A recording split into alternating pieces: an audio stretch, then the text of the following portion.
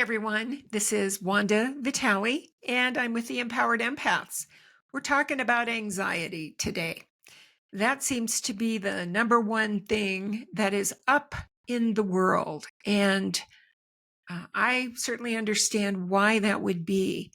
Most people do not understand that they are the creators of their lives, or they're somewhere in the process of knowing that. And when I mean knowing that, I mean living it, I mean embodying it. Most people are looking at the outside world and letting it determine how they feel. This is the big switch that's happening in the world, where we're realizing we're not our minds. We're realizing more and more exactly what the nature of reality is. We're realizing that there isn't an out there, that out there is the reality mirror, and that we have full control on what shows up, or we have full control on how we work through it. And so this gets back to, how do you deal with your anxiety? Well, here's the way to deal with it. You've got to slow down when you feel anxious, and slow down and ask, what am I assuming here that makes me feel anxious? Most of what we believe, most of what we think is on autopilot. 90% of what we think every day is a repeat of what we thought yesterday and the day before. And about 85% of that 90% is negative. And that's what we're here to repattern or rewrite, those negative beliefs. It's the beliefs that make you feel anxious, like waiting for the other shoe to drop. The worst always happens. I never get what I want. Bad things just always seem to happen to me. I'm so afraid. These are just things that we learned when we were little kids. We put them on autopilot. We don't question them. And now, when humanity is in this big shift of the ages, all this stuff is coming up. So if you are still looking for the outside world to make you feel secure, good luck with that. I mean, this is really an invitation to move into who you really are, which is learning that you are a reality generator. You're a reality creator. And now it's time to do it consciously. So when the anxiety hits, what is that story that you're telling yourself? Is it true? Is it really true 100% of the time? No, it never is. We have the ability to rewrite these patterns. First, we have to feel the fear of the anxiety, the feeling that life is happening to you and you're afraid. Again, when you were little and nobody was there to help you feel what needed to be felt and then soothe you when that didn't happen, you get stuck in this loop of fear. And this is all coming up now. So first, you're just going to feel the fear. You're just going to put your finger on wherever it's most intense, wherever it is, and you're going to be with the fear, devoid of any story about it. We just need to be willing to feel it. These are like scents or tones. So feel the fear. The fear will subside. And then you can get curious about it and ask, what would I choose to believe instead of this? What else is possible? What else is possible? You're sitting in the center of all possibilities, all potentials, and your awareness and your assumptions and your conscious decisions to choose outcomes determines what shows up. You're like a big supercomputer. But what do? Most of the time, we're on autopilot with our assumptions. Something bad happens or something reminds us of something that happened when we were kids, we go straight into to, this is bad. I don't know what I'm going to do. We close ourselves off from possibilities. Instead of being the wise adult to that little kid, we become that little kid who's terrified and we just get anxious. So that's, one thing. Question your assumptions. What story are you telling yourself? And is it really true? And then the other thing that you can do is, after you feel it, continue to decide what you prefer and hand it off to the universe or to spirit, to higher mind, whatever your word is. People that feel anxious have not learned how to partner with spirit. And spirit isn't just some impersonal body of energy out there. It's you. It's you as spirit, which is most of you. In fact, you're 100% spirit. You're just dreaming that you're not. So for instance, if you think your job is ending, decide what you want. It's like putting in an order at a restaurant. This is what I want. I'm choosing this. We don't want it. We choose it. What would I prefer? Oh, I'd love to be working with people and doing this and creating impact, and I just get to show up and get paid to be me. What does that feel like? Your job in body is to be that now. It's part of your identity. Who are you being? You're being that version of you. The part of you that is non-physical, that's really like a bookend to your logical mind, is the part of you that tees up the orchestrations, that pings up your brain with ideas, with, that nudges you with these nudges to call so-and-so, check this out. But see, this is what I see so much. And listen, I used to do this too. We're not open to the intuitive hits and the nudges when we're in this space of, oh my God, what's going to happen? We cannot focus on two things simultaneously.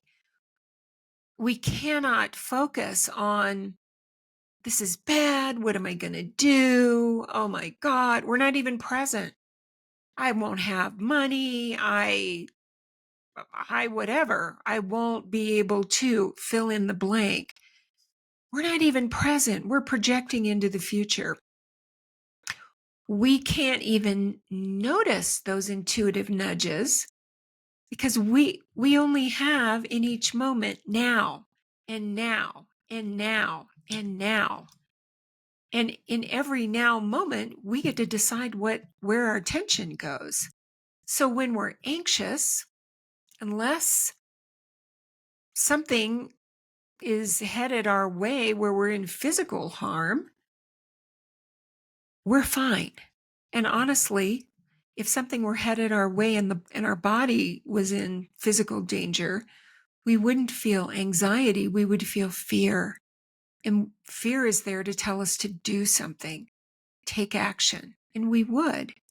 But this whole idea of anxiety is just a symptom of us not being present.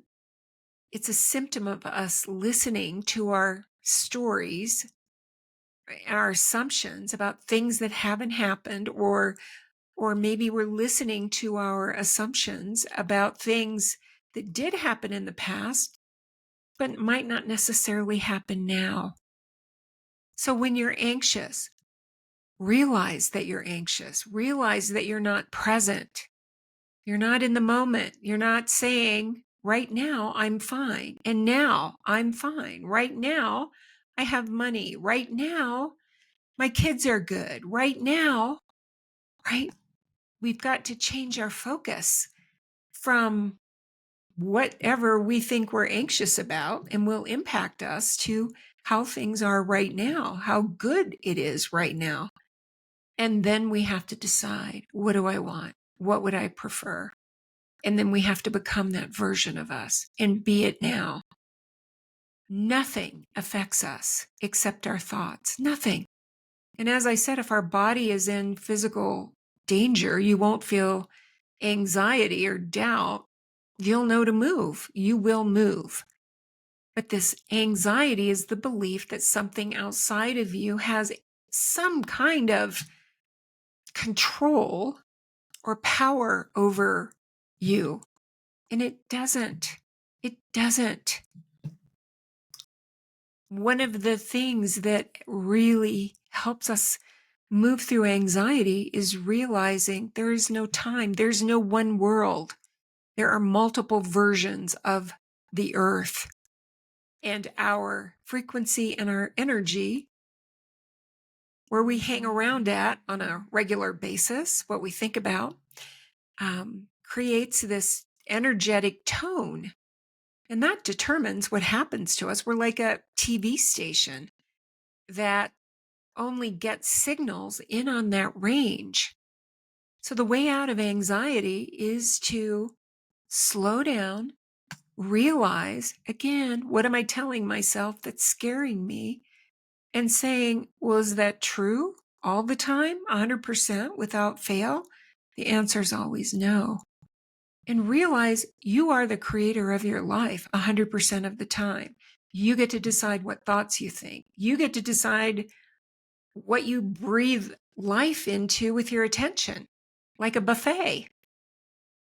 I've used this buffet example several times this week with clients. You may walk into a buffet at a restaurant and see something that you don't prefer and be screaming, "Get that kale out of here. I hate kale. Why do they have kale?" But right next to the kale is something that you love. But you don't notice it because your attention is filled up with what you don't like. And our lives are no different. Life presents us with lots of choices. But instead of railing against what we don't prefer, we get to create what we do. So if you don't see what you would prefer, you create it by imagining it and assuming it. Assumptions don't even need belief. We assume it. It's a very powerful principle. You assume that the best is coming. You assume that everything is working out for you. You assume that you always get what you want. And then look for proof. Make the assumption that everything always works out and look back at your life. It always has.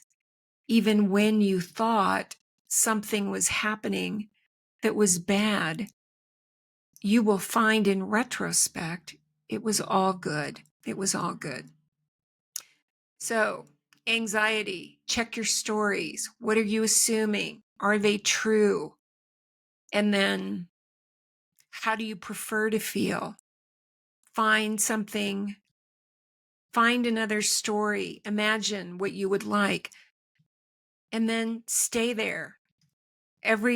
My desires are on the way. My job is on the way. The money is already here. We've got to be a match for what we desire. We can't want something, be anxious about not having it, and expect anything to change. No one is coming to save us. We save ourselves by deciding, how would I feel? Who would I be? How would I think?